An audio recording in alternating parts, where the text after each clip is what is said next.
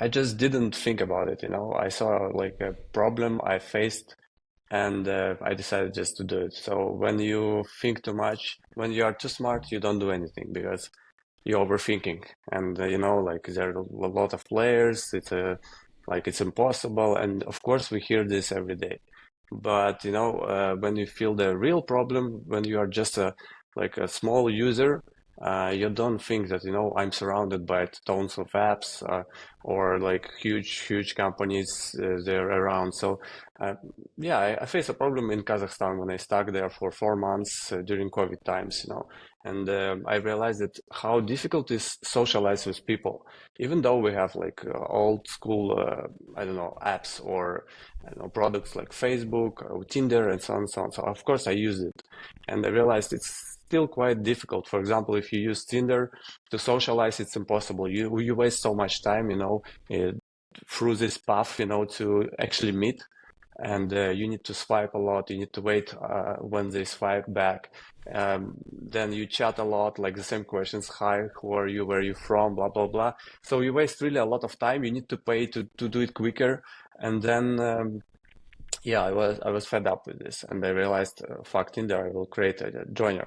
So I will eliminate everything what is unneeded and just make like super simple product where you can just in one click, in 1 minute, you know, socialize. And it was initial idea. I draw it on the paper. I came back to Vilnius, and in 1 year I realized I didn't do anything, you know, about the project.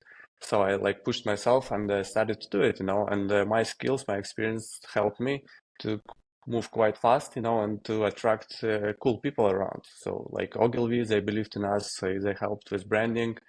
And then Yurate joined. She used to be a CMO at Uber, and I saw her path in Uber, so she's crazy, like one of the best I've ever seen. So then my mentor, business mentor, he saw opportunity to make it global. And he said, I'm in, you know, I will even give a small investment, angel investment, and I want to be a co-founder because we can make a global product together. And he runs businesses with 300 people under him. So when you have like a small set of people, but you know, you have belief already that we can do something big because I believe in that people. And this is how we started. So yeah, we don't overthink. If you believe in something, just do it. And if you do it right way, so people will follow you. So let's talk a bit about that launch. So what is it that you actually launched? How refined the product was? When did you launch? And I mentioned some numbers, but maybe you have a more updated Yeah. numbers with more color on how that initial kind of expansion or catching the attention of users happened. Well, we started in our own country, so in Lithuania, back in Vilnius. So we do truly believe that if we can do it there in our own field, we can do it anywhere. So it took some time to develop the app, and we launched in Lithuania, I would say, like maybe 4 months ago, like on the full speed, and we got like over 20k users. I mean, it's unbelievable how you see how it grows. And I mean, we didn't waste, like, for example, big budgets. We don't really believe in that, because if you have something that's truly yours, that you truly believe, we do a movement. I am more of a movement person, not like really traditional marketing that doesn't really work and it's not interesting. If we are talking about the Gen Z, right? So they are like fast users. They believe in stories and they want to get the result like straight away. And to see interaction and to see how it works, and if it's interesting, if it has a story, then they use it. So this is where I step in, and because I believe in that too, even though I'm not a Gen Z anymore. But I mean, this is something that really works for us. Like, do viral stuff, do crazy stuff, do something out of the market, someone that doesn't do anything in that field. So whatever crazy ideas we think, the more crazy it is, the more we believe in those. So, for example, we did movement against loneliness in the center of the city, with all the how to say, with billboards, It people's was a like. protest. It was a protest, yeah, a protest against loneliness, against dating apps, and like the TV came to take interview, and this is something that really makes makes us go like further. When people are gathering in those crazy ideas, we really believe that we can go viral anywhere. So at this point, we decided that we are ready to go to other markets. So we chose Poland, Warsaw. At the moment, Edward is there, and trying to do big things, meeting interesting people, and I think we're gonna go really really big and interesting there as well. Yeah, I mean, Poland is probably a nice market, right? A lot Yeah. of people and the country. Interesting, you mentioned loneliness. We spoke to an Italian company. We wrote they are like also very successful in traveling, and one of their success reasons because they also realized they are more.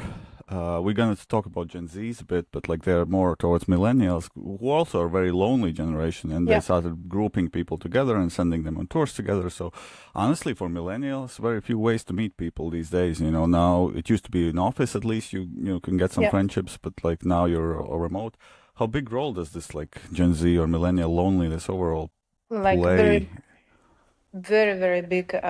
We got the research, and I mean, I'm reading a lot about this. And for example, Lithuania, every fifth person is lonely, right? So I mean, this is a huge number. And if we take it worldwide, I mean, this is unbelievable.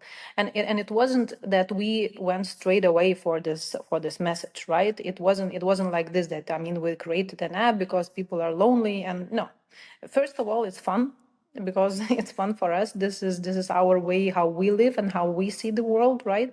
And then we shared and we saw that people are sharing their stories on how they cannot socialize, how lonely they are, how hard it is to use dating apps on meeting the people, like for the real connection, right? You can meet someone who you go to the date and I mean it's nothing, or you spend, as Edward said, like weeks and weeks like chatting and there is no result.